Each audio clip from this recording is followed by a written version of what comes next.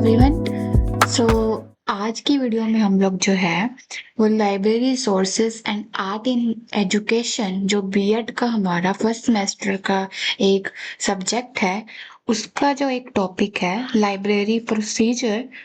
ये इसमें जो भी इम्पोर्टेंट टॉपिक्स है इसको हम डिस्कस करेंगे। So let's start.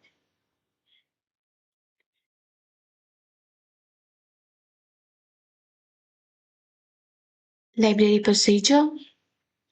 So let's start with the introduction. Regarded as agencies through which the sources of information accumulated, knowledge are selected, acquired, organized, preserved and disseminated to those who need them. So library में क्या है कि बहुत सी अच्छी knowledge वाली books को select किया जाता है, उनको बुक्स को ऑर्गेनाइज किया जाता है, प्रिजर्व किया जाता है और उनको प्रेजेंट किया जाता है to those who needs them.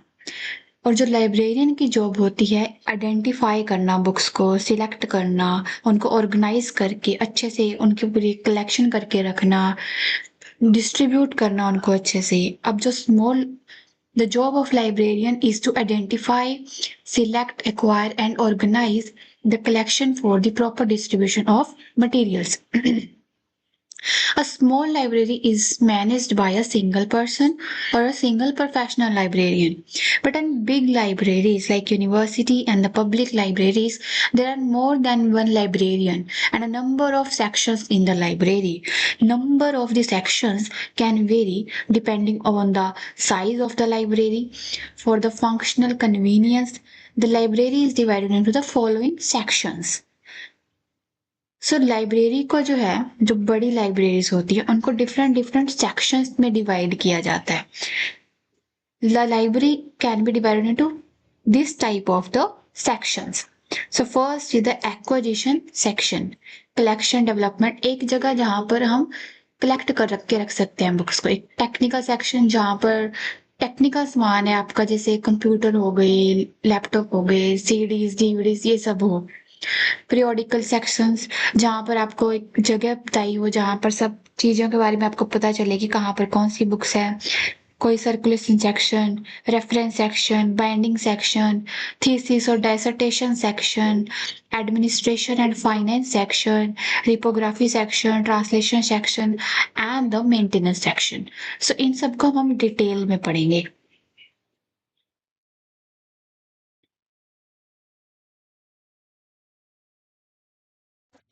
So next is the acquisition collection development section. सबसे पहले आता है हमारा कलेक्शन। जो हमारी एक कलेक्शन है बुक्स की उसको हमने डेवलप करना है और जाना, तो ये एक ऐसा फर्स्ट सेक्शन हम पढ़ेंगे। सो लाइब्रेरी कलेक्शन डेवलपमेंट का क्या एक प्रोसेस होता है जिसमें हम प्लान करते हैं कि हमें जो हमारी लाइब्रेरी में बुक्स हैं उनकी जो कलेक्शन है वो बैलेंस्ड होनी चाहिए। उसमें सभी हमारी जो एक पूरी लाइब्रेरी में जितनी भी बुक्स हैं उनकी पूरी की पूरी कलेक्शन में सारी तरह की बुक्स होनी चाहिए। ऐसा नहीं है कि सिर्फ एक ही तरह की बुक्स प्रेजेंट हो, तो हमारे पास उसमें एक बैलेंस्ड कलेक्शन होना चाहिए सभी रिसोर्सेस का और सभी मीडिया का। So the library collection development is a process of planning and acquiring a balanced collection of a library material of many formats, including books, periodicals, online resources, and other media. The process of the collection development includes the selection of a current as well as a retrospective material. So जो हमारा materials है हमें उसको दोबारा retrospective का मतलब होता है लुकआउट करना। जितना भी लाइब्रेरी में हमारे पास मटेरियल है उनको दोबारा से हमें लुकआउट करना है। Weeding out obsolete, weeding out मतलब बाहर निकालना है। ऑब्सोलीट जो हमारे मटेरियल जो है वो खराब हो चुका है, डैमेज हो चुका है।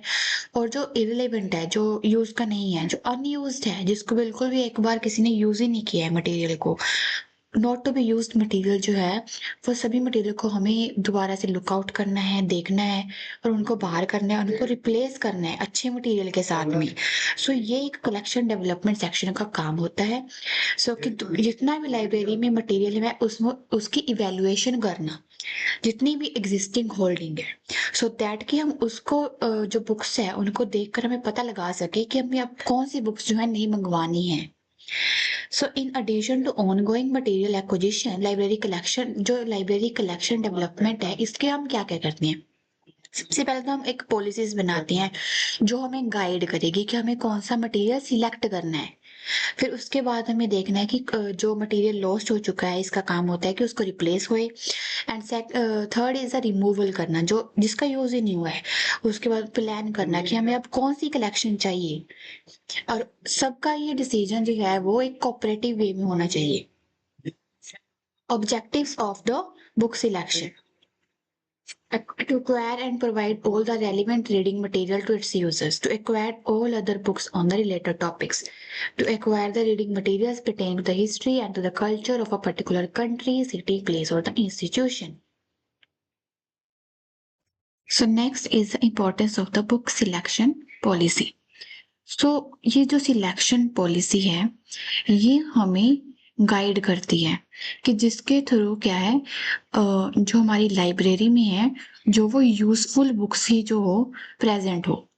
जो सिलेक्शन पॉलिसी है इसमें जो हमारे लाइब्रेरियंस हो गए या फिर जो हमारे एकेडमिक फैकल्टी मेंबर्स हो गए वो सारे मिलकर एक पॉलिसी बनाते हैं जिसके थ्रू वो एक क्राइटेरिया बनाते हैं कि हमारी लाइब्रेरी में कौन सी बुक्स प्रेजेंट नहीं है या कौन सी बुक्स ज़्यादा बच्चे पसंद करते हैं या कौन सी बुक्स जो है वो फट गई हैं या फिर डैमेज हो गई हैं या कौन सी बुक्स जो है बिल्कुल यूज ही नहीं हो रहा है जिनका।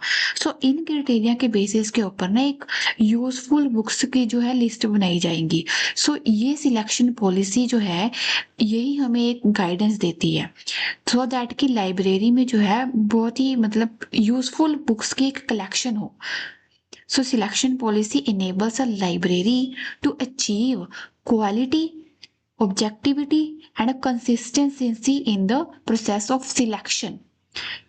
And ensures that the resources satisfy the information needs of the customers. So that कि सिलेक्शन पॉलिसी का यही काम है कि जो हम बुक सिलेक्ट कर रहे हैं वो एक अच्छी क्वालिटी की होनी चाहिए और वो यूजफुल होनी चाहिए और वो ऐसी होनी चाहिए जो कि सेटिस्फाई कर दे कस्टमर्स को। सिलेक्शन पॉलिसी में इंक्लूड द फॉलोइंग। एक सिलेक्शन पॉलिसी में कौन से जो क्राइटेरियाज होने चाहिए वो हम पढ़ते हैं अभी। First is a core collection.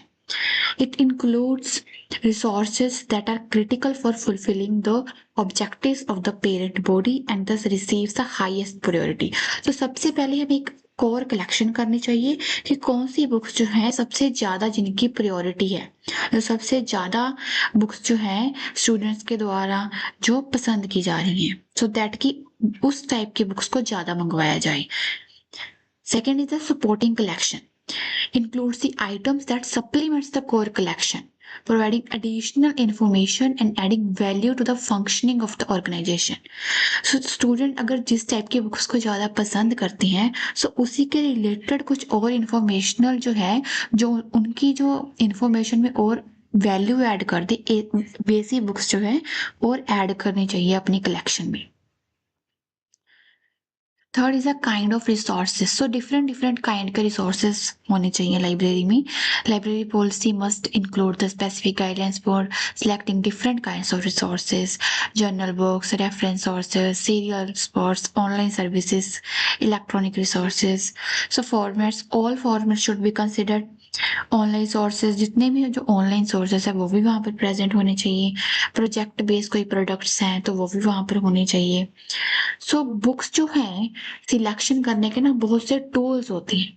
सो जो हमारे लाइब्रेरी में जो लाइब्रेरियंस होते हैं और जो फैकल्टी मेंबर्स होते हैं वो बहुत सारे टूल्स को इस्तेमाल करके वो जैसे कि हम कोई अगर हम फ्लिपकार्ट से अगर बुक लेने जाते हैं ना तो वहाँ पर हम रिव्यूज़ देख लेते हैं वहाँ पर कि ये बुक्स अच्छी है नहीं है।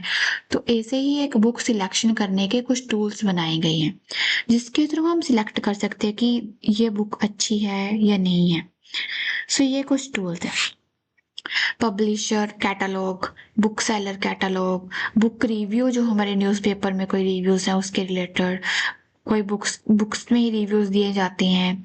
Subject bibliographies, demand from the users, demand from the staff, syllabus, online library statistic. So ये टूल्स हैं जिनका इस्तेमाल करके हम पता कर सकते हैं कि बुक्स जो हैं वो हमारी कलेक्शन को, जो हमारी बुक्स की जो कलेक्शन है उसको और डेवलप करेगी या नहीं। Acquisition work of the document comprises of the three functions.